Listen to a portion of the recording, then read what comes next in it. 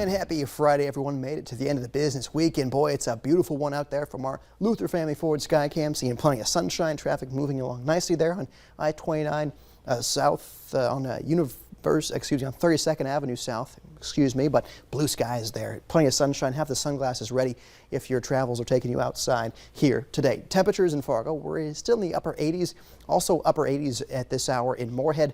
Notice that dew point though, 55 degrees. A nice dry air mass is in place right now, especially when the air temperature and that dew point further separate from each other. That's when you get that nice dry air. That's why that 32% relative humidity is with us this evening. But tonight, of course, as temperatures cool, they'll get closer to that dew point, so we will have some more humidity in the air overnight tonight, which could feed some of those storms later on.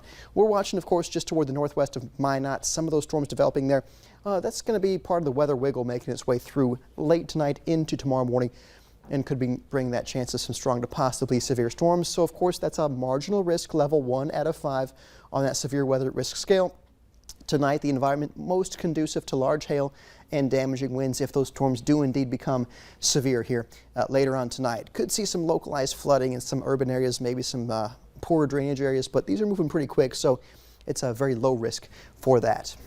Hour by hour shows we stay quiet all night long, so for those even night plans for us on this Friday, we stay quiet. It stays warm and a bit muggy though as that air temperature cools to near that dew point.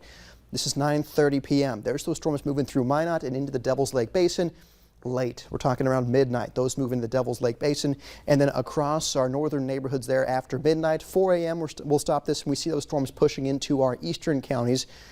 And that's going to be, again, the chance of some strong to possibly severe storms even around 4 a.m. tomorrow morning. So that's up toward the north overnight, but then tomorrow morning south of 94, we're watching for some more storms developing, pushing out of South Dakota. Those also could be strong to possibly severe. Those stay mainly along and south of the Highway 10 corridor into Minnesota.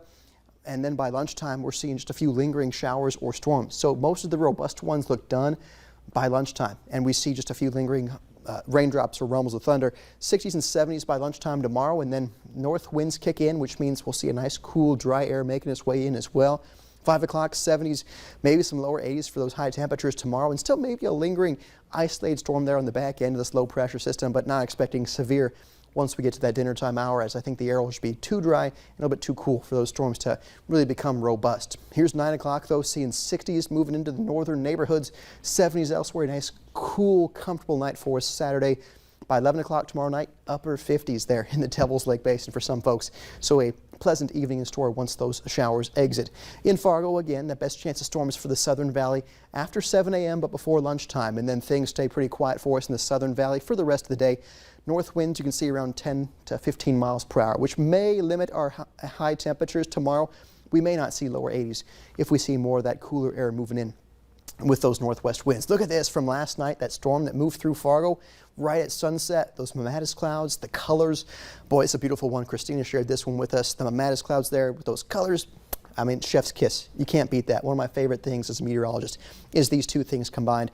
So thank you to everyone who shared your photos of that storm last night with those beautiful colors and the definition of those clouds. We're even cooler for Sunday behind this system tomorrow, upper 70s for high temperatures, starting off in the mid 50s Monday, but we do warm back to those low 80s. Humidity ticks up a bit for Tuesday, which means we could see some showers and storms, but that's with a front.